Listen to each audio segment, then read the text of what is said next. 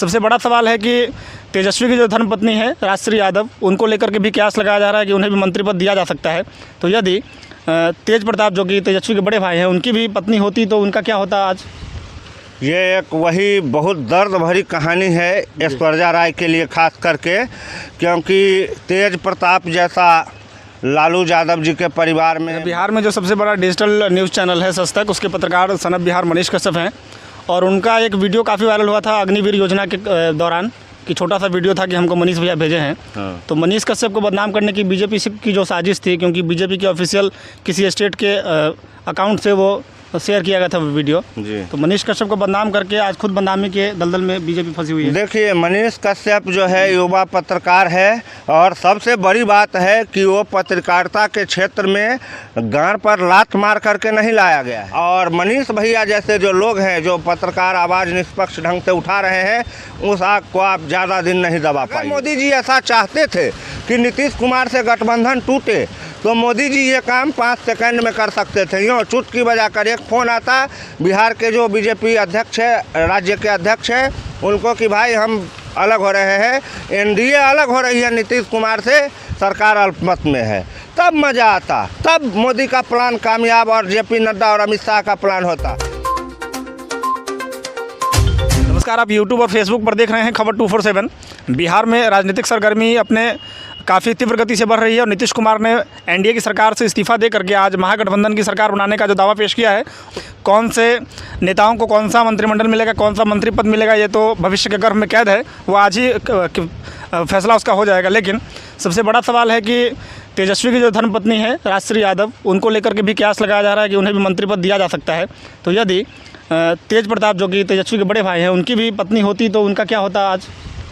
ये एक वही बहुत दर्द भरी कहानी है ऐश्वर्या राय के लिए खास करके, क्योंकि तेज प्रताप जैसा लालू यादव जी के परिवार में बड़े पुत्र के स्थान रखने वाले, मतलब जिनकी विरासत बहुत बड़ी है और जिनका आने वाला भविष्य बहुत ही सुनहरा है, उनके साथ ऐश्वर्या राय ने गलत व्यवहार करके अपने ज़िंदगी में तमाम दुखों को उपजाया है उन्होंने खुद से।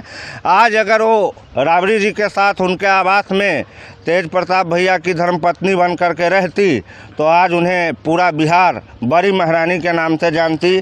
जैसे अभी तेजस्वी यादव हमारे छोटे भाई हैं, उनकी जो धर्मपत्नी है राजश्री यादव जी, उनका जैसे आजकल मतलब चल रहा है, बातें उठ रही है कि वो मुख्यमंत्री बनेंगी या कोई मंत्री बनेंगी, तो संपूर्ण बिहार के जितने भी लोग आरजेडी और नीतीश कुमार के गठबंधन की इस सरकार को समर्थन करती है, जितने भी लोग, उन लोगों द्वारा एक सवाल उठाया जा रहा है कि जो भी नए युवा वर्ग हैं उनको मंत्री पद मिले, चाहे वो तेजस्वी यादव हो, तेज प्रताप यादव हो, या उनकी पत्नी हो, या कहीं और भी कोई जो विधायक युवा हैं उनको मंत्री पद मिले, क्योंकि युवाओं का जो जोश है वो काम करने का थोड़ा नज़रिया अलग है और वो नए ज़माने के हिसाब से सोचते हैं। बिहार को बदलने की अगर ज़रूरत महसूस हो रही है तो इसमें नए मंत्रियों की ज़रूरत ज़रूर पड़ेगी।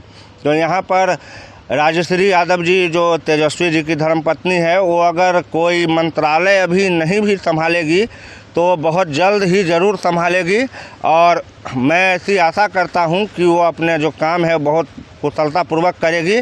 और रही बात तेज प्रताप भैया की, तो उनका कल ही एक बयान जारी हुआ था मीडिया में न्यूज़ 24 चैनल पे, जिनमें उन्होंने साफ साफ शब्दों में एक लाइन में कहा था कि हमारा पहला काम ये है कि मैं बिहार में जो बोला हूँ 10 लाख बेरोजगार युवाओं को रोज़गार मैं दूंगा।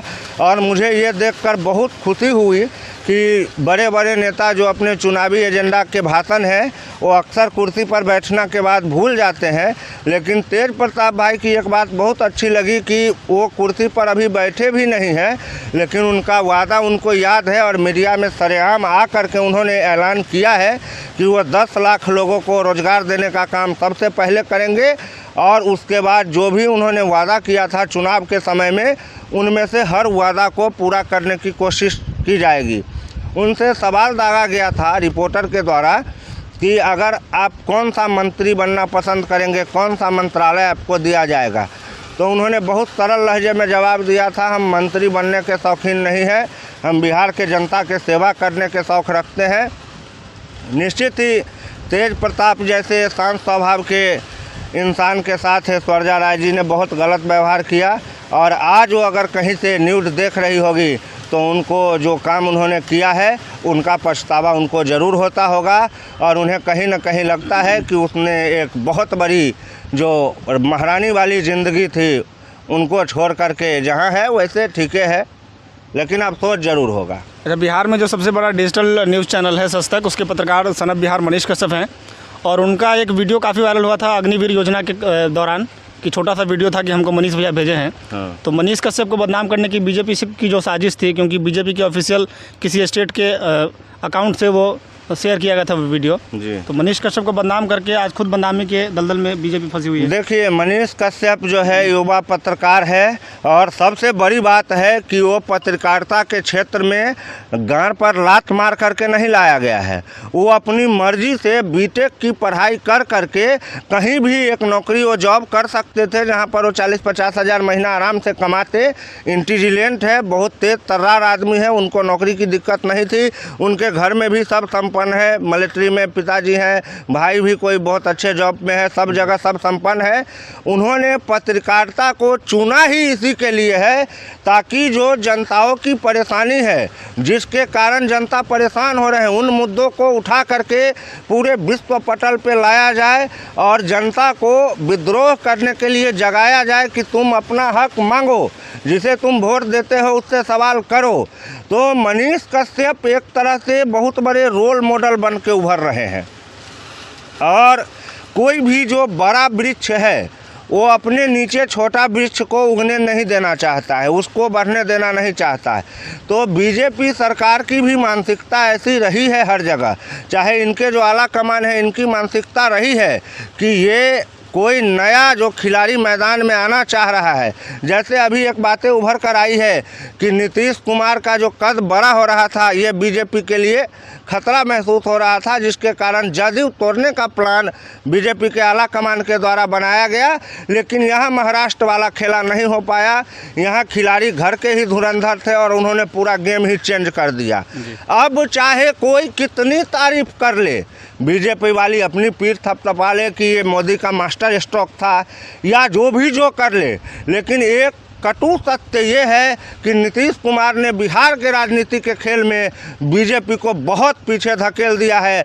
यहाँ तक पहुँचने में अब बीजेपी को फिर कई वर्ष लग जाएंगे, जिसका कोई अंदाज़ा किसी के पास नहीं है। बशर्ते इन सारी बातों में एक शर्त काम करती है कि तेजस्वी और नीतीश कुमार का जो याराना अभी हुआ है चाचा भतीजा का, उसमें फिर कोई नीम का पौधा बीच में नहीं उग जाए, कोई करवाहट नहीं आ जाए। अगर ये दोनों एक साथ लड़ेंगे चुनाव तो मैं समझता हूँ बिहार का 60 से 70% जो पॉपुलेशन वोट गिराता है वो इन दोनों के पार्टी को ही वोट अभी भी करेंगे, आगे भी करेंगे। क्योंकि बीजेपी में ने जो कुछ बड़े नेता है बिहार में, उन्होंने खुद ही बिहार में बीजेपी को कमज़ोर किया है। मनीष कश्यप जैसे युवा होनहार पत्रकार जो आवाज़ उठाते हैं सरकारी पॉलिसी के खिलाफ, गलत नीतियों के खिलाफ, उन्हें दबाने का काम करते हैं। ऑल इज वेल का फार्मूला चलता है, आला कमान को बताया जाता है कि बिहार में सब कुछ ओके है, यहाँ पर कोई प्रॉब्लम नहीं है। लेकिन प्रॉब्लम तो उस दिन शुरू हो गई थी जिस दिन तमाम नीतीश कुमार के मित्र कहे जाने वाले सुशील मोदी को कोई मंत्रालय नहीं दिया गया था। उप मुख्यमंत्री पद पर जो कायम थे वो थे, वहाँ उन्हें भी हटा दिया गया। क्यों तारकिशोर प्रसाद को और रेणु देवी को उप मुख्यमंत्री बनाया गया, ये सवाल जब तक भारतीय इतिहास में राजनीति की पढ़ाई होगी तब तक पूछा जाता रहेगा। कोई विद्यार्थी इसका कोई उत्तर नहीं दे पाएगा कि माफ़ कीजिएगा, उप मुख्यमंत्री जो दो बने थे, रेणु देवी और तारकिशोर प्रसाद, क्यों बने थे, किस लिए बनाए गए थे, उन्होंने कौन सा बड़ा काम किया था पार्टी के लिए, जनता के लिए, उन्होंने क्या बड़ा तीर मार लिया था। और इस तरह जब आप गंदा खेल खेलिएगा राजनीति में तो परिणाम ऐसे ही आते रहेंगे। और मनीष भैया जैसे जो लोग हैं, जो पत्रकार आवाज़ निष्पक्ष ढंग से उठा रहे हैं, उस आग को आप ज़्यादा दिन नहीं दबा पाइएगा।